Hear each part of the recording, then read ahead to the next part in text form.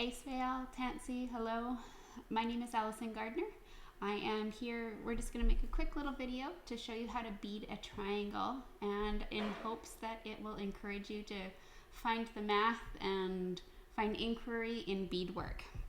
So all of the supplies that I'm using are perler beads. I got a big bin from IKEA, and I have yarn darners just because they're nice and big, and we have waxed cord here.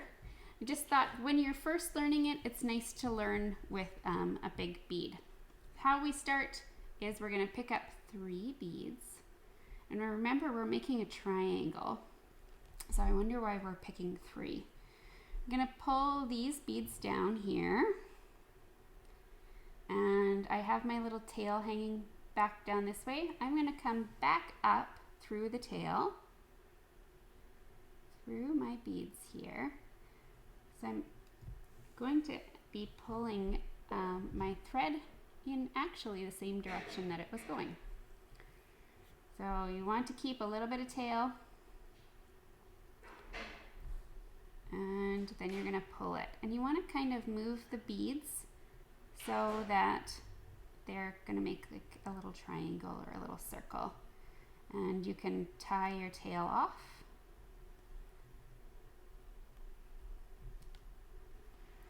And then you can weave this, your tail right in back through itself.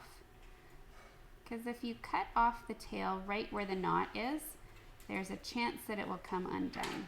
So I'm just going to go back in through the 2 of the beads, and then I will cut it off here. So I first learned about making these triangles with Nico Williams in an online Pro D. Now I've got my little 3 beads here in the center, and every time I'm going to take 2, and then I'm going to go down into that next bead. These are making my spine. So you're going to want them standing beside each other, not right on top. So then there's 2 there. I'm still doing the spine, so I'm going to pick up another 2 beads and go in through my next bead in the circle. Get them to stand up beside each other. They're partners. And on my 3rd one here, I'm still going to collect 2 because those are my spines. But this time I'm going to go through in 2 beads because I'm stepping up.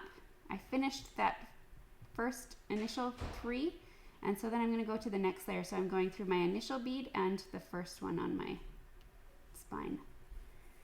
I'm pulling that, making them stand together.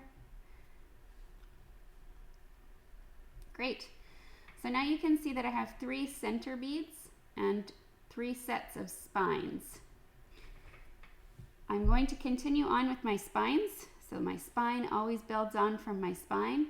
So I'm going to put 2 beads on, go in through the next bead, stand them up straight and tall.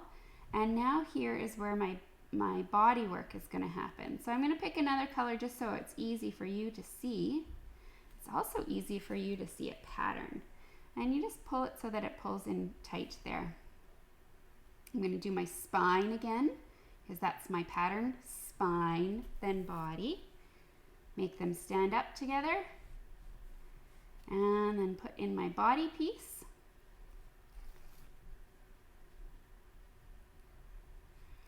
And then my spine again.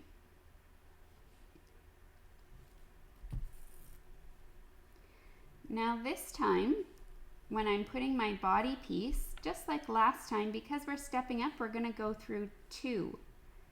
So we go in through that first spine and then the second spine.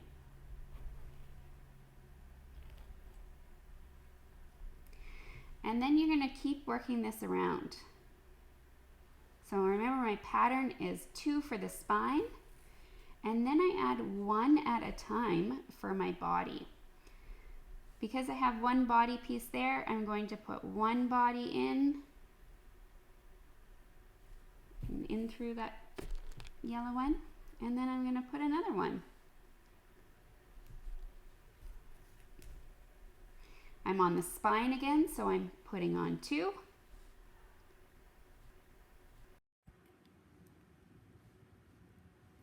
And then I'm in through the body, so I'm putting in 1. So my pattern is adding 2 on the spine and 1 on the body.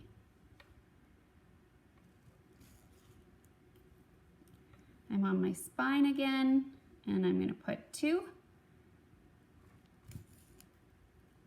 Make them stand beside each other. My body, I'm adding 1.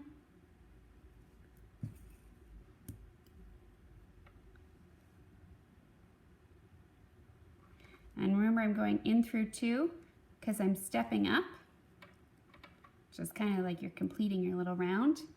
And then I've got my triangle. I can keep putting on layers if I like, but I'm going to cut this off for the video. So what I'm going to do is I'm going to lock it. So I'm going to go down in through here because I don't want to see my cording here. So I'm just kind of wiggling my way down.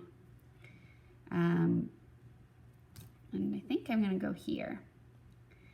So I'm going to loop it around, and what I'm doing is I'm going out and then in and then out and then in a couple of times to just really lock it. So I'm not tying a knot here.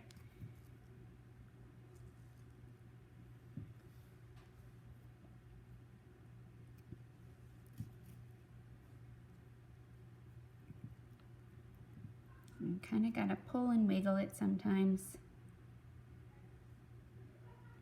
You can do this with different string. You can do it with different size beads.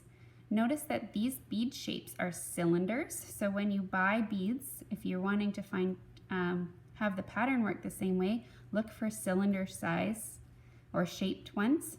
So for example, delicate glass beads are a good choice. If you pick spherical ones or round beads, your pattern might look a little different. So I'm just going to cut it off as close there and wiggle it around so that I don't see it. And then there I've got my triangle. So I've got another couple of examples. You can play around with pattern, and you can also play around with how many you start with. So this one has 3 in the middle, and this one has 5, and it comes up with a different shape. So I wonder what kind of questions that you might form. You might even want to put the pieces together and create stars. Just play and have fun. Thanks.